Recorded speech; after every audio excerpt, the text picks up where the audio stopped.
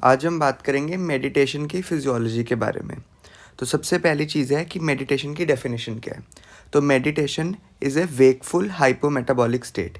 इसका मतलब है कि आप वेकफुल हो, मतलब आप जगे हुए हो, और हाइपोमेटाबॉलिक स्टेट मतलब आपके जो BMR है, बेसल मेटाबॉलिक रेट, वो कम हो गया।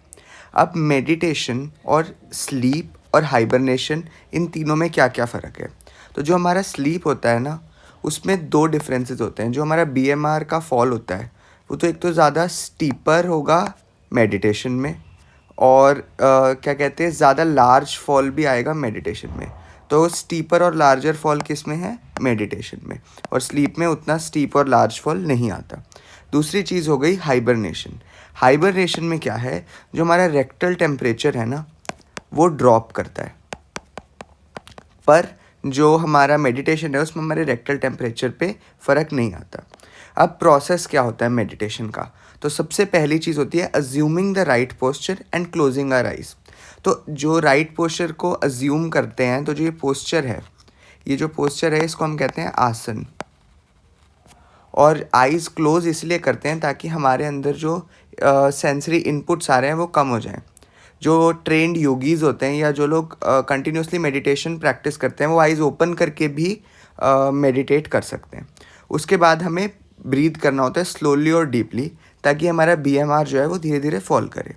Then you gather your thoughts and withdraw from sensory perception. इसका मतलब है कि आप अपने थॉट्स को गैदर करो और उसको किसी एक चीज़ पे कंसंट्रेट करो। जो आप एक चीज़ पे कंसंट्रेट करते हो उसको हम कहते हैं धारणा। ठीक है। उसके बाद you let the mind dwell on the subject of concentration. जो आपने चीज़ धार ली है, आप उसके बारे में सोचो, तो दैट इज़ नोन एज ध्यान। तो धारणा और ध्यान में ये फ़र्क है। बेसिकली जो चीज़ पे आप कंसंट्रेट कर रहे हो वो धारणा है, और जो माइंड आपका उसके रिगार्डिंग थॉट्स लेके आ रहा है वो है ध्यान। जब हम मेडिटेशन में घुसते हैं तो हमें उससे जो निकलना होता है वो भी जेंटली निकलना होता है। इसी तरीके से ही मेडिटेशन जो है अपना फिजियोलॉजिकल रिस्पॉन्स दिखाती है। जो मेडिटेशन पे पायनियरिंग रिसर्च की थी हार्वर्ड के एक बहुत बड़े फिजियोलॉजिस्ट डॉक्टर बेंसन ने। तो बेंसन ने एक टर्म दी थी रिलैक्सेशन रिस्पॉन्स। इस पे उन्होंने एक बुक भी लिखी। जो रिलैक्सेशन रिस्पॉन्स है, ये डिस्क्राइब करता है कि क्या क्या चीज़ें होती हैं एक बार आप मेडिटेट करते हो। तो उन्होंने जो है कंपोनेंट्स बताए, मतलब बेंसन के कंपोनेंट्स ऑफ मेडिटेटिव टेक्निक। ठीक है। तो रिलैक्सेशन रिस्पॉन्स का जो रिज़ल्ट है वो क्या होता है। एक तो होता है आपका सेंसरी अटेन्यूएशन मतलब कम होना। तो आपका जो सेंसरी स्टिमुलस है आपकी बॉडी में वो कम आएगा। फिर मोटर अटेन्यूएशन, मतलब मोटर आउटपुट जो होगा आपका वो भी कम होगा। उसके बाद आप जो है नॉन एनालिटिक अटेंशन, मतलब आपका माइंड अटेंटिव तो है बट वो किसी चीज़ के बारे में स्पेसिफिकली एनालाइज नहीं कर रहा। ठीक है। तो हमारे क्या क्या कंपोनेंट्स हो गए बेंसन के कंपोनेंट्स। एक तो comfortable posture, mental device, passive attitude और क्वाइट एनवायरनमेंट। अब इनको एक एक करके देखते हैं। सबसे पहला quiet environment assume to be present, मतलब जब आप मेडिटेट करते हो तो आपको ये अज्यूम करके चलना है कि एक क्वाइट एनवायरनमेंट है। ठीक है। और इससे फिजियोलॉजिकली क्या फ़र्क पड़ेगा आपका, जो ऑब्वियसली अगर बाहर बहुत शोर होगा तो क्या होगा, सेंसरी स्टिमुलस बहुत ज़्यादा आएगा। अगर क्वाइट एनवायरनमेंट है तो क्या हो जाएगा, सेंसरी अटेन्यूएशन। ठीक है। उसके बाद फिर हम आते हैं कंफर्टेबल पोस्चर पे। जब आप एक कंफर्टेबल पोस्चर में होते हो तो आपकी बॉडी पे स्ट्रेस कम है और आप ज़्यादा अच्छे से ध्यान लगा सकते हो। तो जो आसन है उससे सेंसरी और मोटर दोनों अटेन्यूएशन होते हैं। फिर हम बात करते हैं मेंटल डिवाइस की। जो मेंटल डिवाइस कैसे आती है, धारने से। तो धारने से क्या होगा, आप किसी चीज़ पे कंसंट्रेट कर रहे हो बट उस चीज़ को एनालाइज नहीं कर रहे हो, तो it is a non analytic attention. ठीक है। और जो लास्ट पॉइंट है वो है ध्यान में आप उस चीज़ के बारे में सोच रहे हो, आपका माइंड उस चीज़ पे डेवलप ऑन कर रहा है, पर आप किसी पर्टिकुलर चीज़ को फिर से एनालाइज नहीं कर रहे हो, इसलिए आप किसी टारगेट के बारे में नहीं सोच रहे हो। So it is non targeted thinking.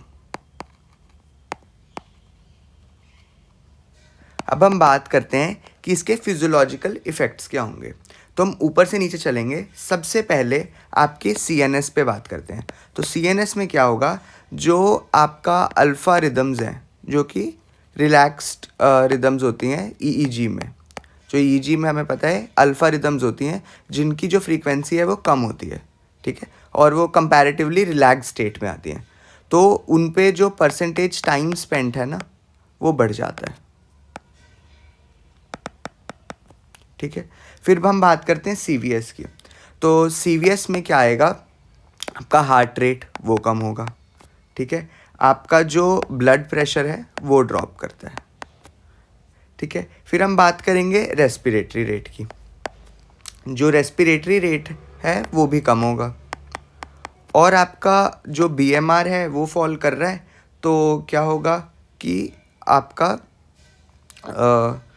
Oxygen consumption decrease होगा। लास्टली हम आ जाते हैं बायोकेमिकल पे। तो हम इफ़ेक्ट्स पे, तो हमारा जो लैक्टेट है ब्लड में वो डिक्रीज होगा, ठीक है। अब एक बहुत इंटरेस्टिंग कॉन्सेप्ट, डॉक्टर वॉलिस, इन्होंने भी डॉक्टर बेंसन के साथ काम किया। इन्होंने ये क्वेश्चन को स्टडी करना चाहा कि कैन मेडिटेशन स्लो एजिंग। तो बेसिकली इनके बारे में मतलब डॉक्टर वॉलिस ने ऐसा सोचा कि अगर सब कुछ सारा मेटाबॉलिज्म ये कम कर रहा है तो फिर इसका मतलब है कि ये एजिंग को भी कम करेगा। तो इन्होंने ढूंढा ये चीज़, मतलब इनके हिसाब से जो इन्होंने रिसर्च करी कि अगर आप मेडिटेट करते हो, वो लोग जो मोर देन 5 ईयर्स से मेडिटेट कर रहे हैं, उनका जो माइंड है it becomes young by over 12 years. इनकी रिसर्च के बाद कई लोगों ने इस चीज़ पर रिसर्च करी, और जो मॉडर्न साइंटिफिक एविडेंस है उसमें कई ऐसा एविडेंस हमें मिला है कि मेडिटेशन कैन स्लो एजिंग। तो ये एक इंटरेस्टिंग ट्रिविया हो गया, ठीक है। तो हमने अब मेडिटेशन के फिजियोलॉजिकल इफ़ेक्ट्स देख लिए, डॉक्टर बेंसन ने क्या रिसर्च करी, डॉक्टर वॉलिस ने क्या रिसर्च करी वो देख लिया, और हमने कंपोनेंट्स देख लिए मेडिटेशन के, आसन, धारणा और ध्यान। तो अगर अब हमें मेडिटेशन पे कोई क्वेश्चन आता है तो हम फिजियोलॉजी उसकी ईजिली एक्सप्लेन कर सकते हैं। Thank you.